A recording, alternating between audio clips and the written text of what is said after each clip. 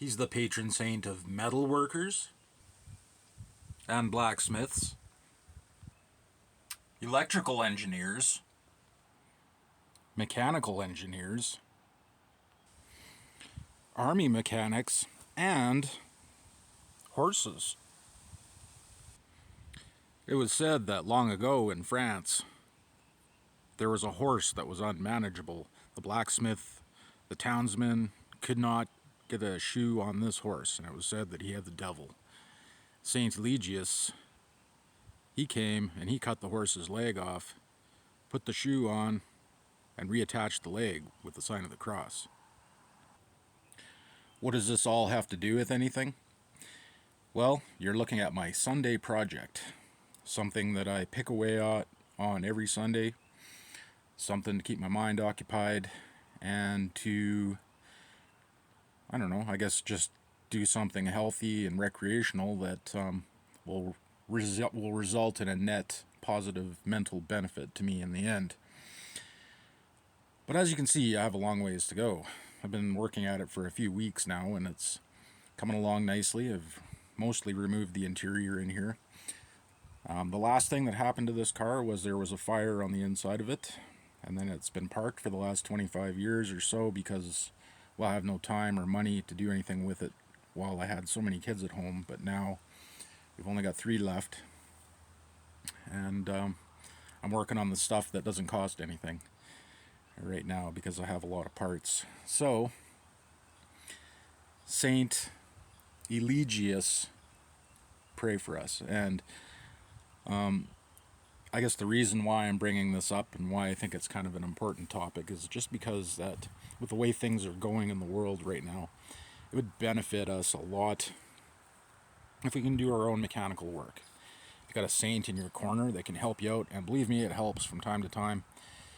You get confused on something, you can't figure out how to take something apart or put it back together. Say a prayer to Saint Eligius, something you will figure it out. Even if you have to use YouTube to help you, but even if you don't, just have confidence. And it's important because I think that in these days where it's becoming impossible to even survive on a regular income anymore, that we prepare and that we're able to, I guess, be able to manage things on our own without having to fork out a bunch of money to somebody else. Young men and their families starting out these days are going to have it harder than when I started, and I had it harder than when my parents started with regards to inflation and earning a wage that keeps up with it. It's very difficult anymore, I think, with a large family for the mother to be able to stay at home and raise them properly, with the husbands usually not being able to earn enough. So some things, it's better if you can just learn how to fix it, and don't be afraid of not being able to do it. You just take your time with it. I mean, it could be your kid's bicycle. If you've never worked on anything before, you could just pick up a bicycle and figure it out. It could be your lawnmower or a chainsaw or a tractor. It could be maybe even an electrical tool like this drill.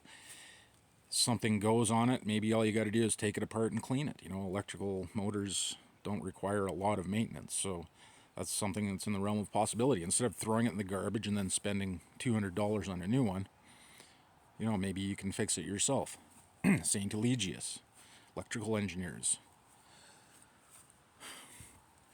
What about your everyday vehicles that you use? Your pickup truck or your van. And times are getting harder. The newer the vehicles are, the harder they are to work on for the average person. So you're really going to need that Saint Eligius in your back pocket for helping you out with things. So I guess that's our wrap for mechanical things on this day. And this is kind of part of my series of Catholic prepping, I guess. Getting to know the saints, having the saints in your corner, as we get ready for things, as we have to do things that are difficult. For some people, this kind of a project is nothing. It's easy. For me, it's very challenging. I'm not a mechanic, but I do have at least enough knowledge because I grew up on a farm that I can slowly pick away at things and get them to work again. And one day, this is my goal, to have this thing running and driving on the highway with the help of St. Eligius and the help of friends over the years too that have helped work on this and bring this car to life, even though it died again. So, and it's a lesson in perseverance. I mean, if you knew the whole story on this car, you'd be like, why did you even keep it? It's been through so many things. It was even blessed by a priest during a drag race, and I was racing the priest. Long story short, my engine blew up mid-race, which actually turned out to be a blessing because I found an engine builder that built a really good engine for me cheap.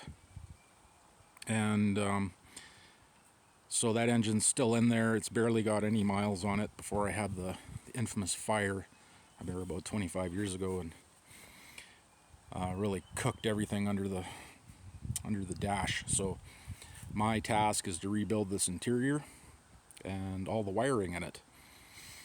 And then I've got to look at things that need to be serviced because they haven't been used in years, like brakes and all those kinds of things. And YouTube and books are always good to have for any kind of thing. Instruction manual, service manual, whatever. If you can find it, download it off the internet, buy it at Canadian Tire or Home Depot or Harbor Freight or wherever you shop. Get the stuff.